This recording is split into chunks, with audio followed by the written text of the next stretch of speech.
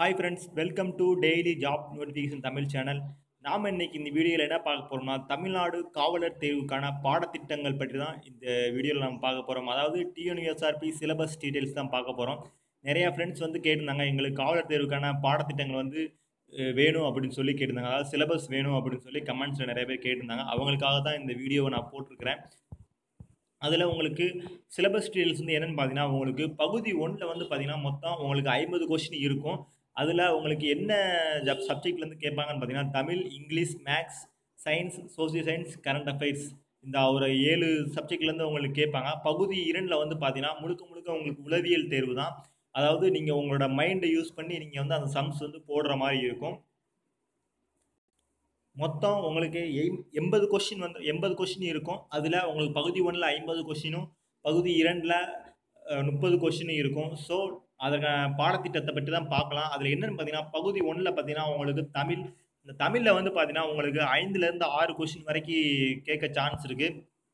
அதில் உங்களுக்கு important questions என்ன பார்த்தீங்கன்னா, செய்யுள் நூல் இயற்றிய ஆசிரியரின் பெயர்கள், செய்யுள் நூல் விவரங்கள், தமிழ் முக்கிய நூல்கள் மற்றும் இயற்றிய ஆசிரியர்களின் பெயர்கள் தான் கேட்பாங்க. அதுக்கான உதாரணமாக ஒரு 3 கொஸ்டின் கேட்டிருக்காங்க. அது என்னென்னு பார்த்தீங்கன்னா கொடுத்துருக்காங்க. என்னென்னு பார்த்தீங்கன்னா, நெய்தல் நிலத்திற்குரிய தொழில் யாது? திரிகடிகத்தை இயற்றியவர் யார்? இந்த மாதிரி உங்களுக்கு கொஸ்டின் கேட்பாங்கன்னு சொல்லியிருக்காங்க. அடுத்து நம்ம பார்க்க வேண்டியது என்ன பார்த்தீங்கன்னா, ஆங்கிலம். அதாவது ஆங்கிலத்தை வந்து என்ன கேட்பாங்கன்னு பார்த்தீங்கன்னா, ஆங்கில கவிதை இயற்றிய ஆசிரியரின் பெயர்கள், ஆங்கில முக்கிய நூல்கள் மற்றும் இயற்றிய ஆசிரியர்கள் பெயர்கள், ஆங்கில இலக்கண குறிப்புகள் வந்து கேட்பாங்கன்னு சொல்லியிருக்காங்க. அதாவது வெர்பு, நான் வெர்பல், சப்ஜெக்ட், ஆப்ஜெக்ட் அந்த மாதிரி கேட்பாங்க. அது போக இல்லாமல் ஆண்டனிம்ஸ், சினோனிம்ஸ் அந்த மாதிரி கொஸ்டின் கேட்பாங்க. இதற்கு உதாரணத்துக்கு ஒரு 3 கொஸ்டின் வந்து கொடுத்துருக்குறாங்க. அதையும் செக் பண்ணிக்கோங்க. அடுத்து பார்த்தீங்கன்னா கணிதம் சிறிய கணக்குகள். அதாவது உங்களுக்கு அந்த 50 கொஸ்டினில் கன்ஃபார்மாக ஒரு 5 கணக்குகள் வந்து கண்டிப்பாக கேட்பாங்க. அதில் மாற்றமே இல்லை. ஏன்னா 2017, 2018, 2012 நடந்த தேர்வில் 3 தேர்வுலையும் 5 கொஸ்டின் கணிதத்திலேருந்து கேட்டிருக்காங்க. அந்த 50ல் 45 கொஸ்டின் உங்களுக்கு ஜிகேவாக இருக்கும். அந்த 5 கொஸ்டினில் வந்து உங்களுக்கு கணிதம் கண்டிப்பாக இருக்கும். இதுக்கு வந்து அந்த கணிதத்துக்கு வந்து பார்த்தீங்கன்னா, நீங்கள் கணியன் புக்கில் அந்த கணிதத்துக்கான நிறைய சம்ஸ் வந்து ஷார்ட் சம்ஸ் வந்து நிறைய கொடுத்துருப்பாங்க. ஸோ கணியன் புக்கில் எடுத்து படிச்சுக்கோங்க.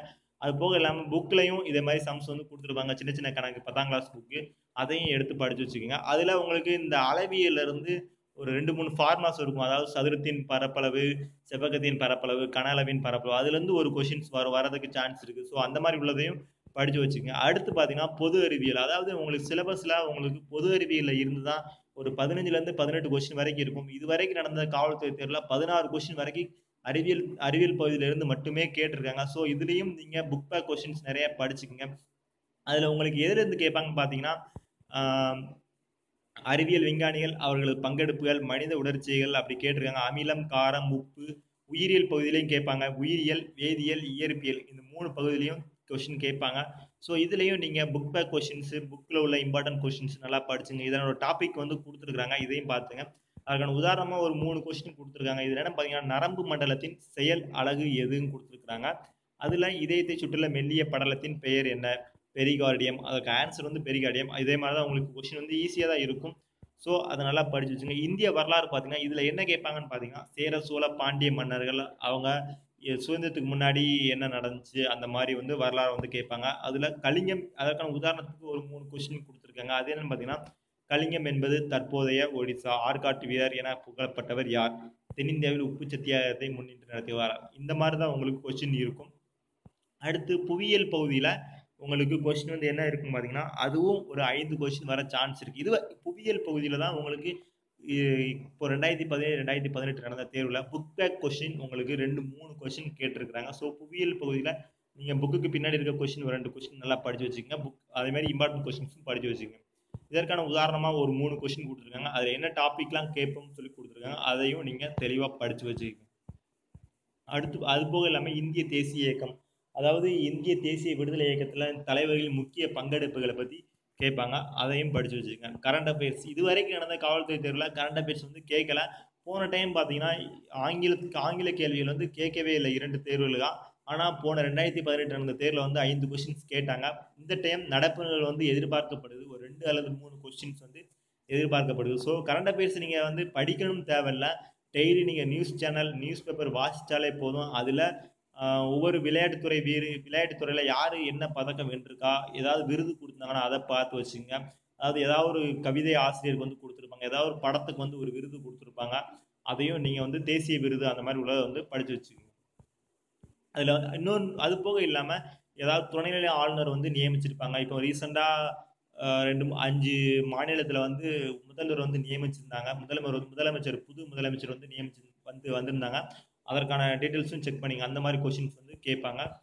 அடுத்து பகுதி 2ல் வந்து பார்த்தீங்கன்னா ஒரு உளவியல் தேர்வு கொஷின் தான் இருக்கும். அது உங்களுக்கு முழுக்க முழுக்க உங்களோட மைண்டை வந்து நீங்கள் திங்க் பண்ணி போடுற மாதிரி இருக்கும். இந்த உளவியல் தேர்வுக்கு நீங்கள் எப்படி தயார் பண்ணுங்க, டெய்லி ஒரு உளவியல் கொஷின்ஸ், அதாவது ஒரு 20 கொஷின்ஸ் வந்து நீங்கள் நல்லா ப்ரிப்பேர் பண்ணி அதை டெய்லி அந்த சம்ஸை வந்து நீங்கள் போட்டு போட்டு பாருங்கள். தப்பாக இருந்தாலும் பிரச்சனை இல்லை. நீங்கள் அந்த சம்ஸை வந்து நீங்கள் ப்ராக்டிஸ் பண்ண பண்ண பண்ண டெய்லி ஒரு 10 அல்லது 20 சம்ஸ் ப்ராக்டிஸ் பண்ண பண்ண பண்ண உங்களுக்கு அந்த கொஸ்டின்ஸ் வந்து அந்த சம்ஸ் வந்து நீங்கள் நல்லா போட பழகிடுவீங்க. அதுக்கப்புறம் உங்களுக்கு நீங்கள் எந்த சம்மு போட்டாலும் கரெக்டாக போடுவீங்க. ஸோ இந்த உளவியல் தேர்வுக்கு நிறையா கொஸ்டின்ஸ், மாடல் கொஸ்டின்ஸ் வந்து நீங்கள் ப்ரிப்பேர் பண்ணி படித்து வச்சுக்கோங்க. இந்த உளவியல் தேர்வுக்கு வந்து பார்த்தீங்கன்னா அகாடமி மூலமாக போனீங்கன்னா அவங்க வாரத்துக்கு ஒரு 3 டெஸ்ட் கன்ஃபார்மாக போடுவாங்க. 3 அல்லது ஒரு டெஸ்ட் உங்களுக்கு அந்த உளவியல் தேர்வு வந்து போடுவாங்க. ஸோ நான் என்னோட பெஸ்ட் என்னன்னு சொல்கிறேன்னா, அகாடமி போய் நீங்கள் படிக்கிறது பெஸ்ட். ஏன்னா நீங்கள் அப்படின்னா தான் அகாடமி போய் படிக்கும்போது தான் மற்ற ஸ்டூடெண்ட்ஸும் நீங்களும் உங்களோட திறமை நீங்கள் எந்த அளவுக்கு வெளிக்காட்டுறீங்கன்னு சொல்லி இருக்கும். நீங்கள் எந்த அளவுக்கு இருக்கீங்கன்னு சொல்லி அதுலேயே நீங்கள் வந்து தெரிஞ்சுக்கலாம். உங்களோட டவுட்ஸு நீங்கள் பக்கத்தில் உள்ள ஸ்டூடெண்ட்ஸ், நல்லா படிக்கிற ஸ்டூடெண்ட்ஸை பார்த்து நீங்கள் அவங்ககிட்டயும் தெரிஞ்சுக்கலாம். உளவியல் தேர்வை பொறுத்த அளவில் நீங்கள் எந்த அளவுக்கு மற்ற ஸ்டூடெண்ட்ஸ் கிட்ட நீங்கள் கேட்டு தெரிஞ்சு படிக்கிறீங்களோ அந்த அளவுக்கு உங்களோட நாலேஜ் வந்து வளரும். நீங்கள் எக்ஸாமில் போய் பண்ணும்போது உளவியல் தேர்வு வந்து அருமையாக 30 மார்க் வந்து ஸ்கோர் பண்ணலாம். உளவியல் தேர்வுக்கு இதுக்கு முன்னாடி காவல்துறை தேர்வில் கேட்டிருந்த மாடல் கொஷின்ஸ்லாம் எடுத்துக்குங்க. அதில் எடுத்து அந்த சம்ஸை வந்து ப்ராக்டிஸ் பண்ணி பாருங்கள்.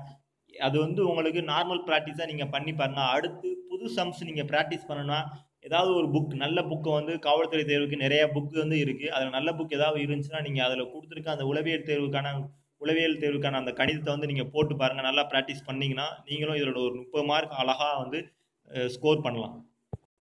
இந்த காவல்துறை தேர்வுக்கு வந்து பார்த்தீங்கன்னா நீங்கள் பாஸ் பண்ணுறதுக்குரிய வழிகளுக்கு நான் வீடியோ போட்டிருக்கேன். அதை நீங்கள் இதுக்கு முன்னாடி பார்க்காதவங்களுக்கு அந்த வீடியோ கீழே அந்த வீடியோட லிங்க் கொடுத்துருக்கிறேன். நீங்கள் அதை கிளிக் பண்ணி அந்த வீடியோவை நீங்கள் செக் பண்ணிக்கிங்க.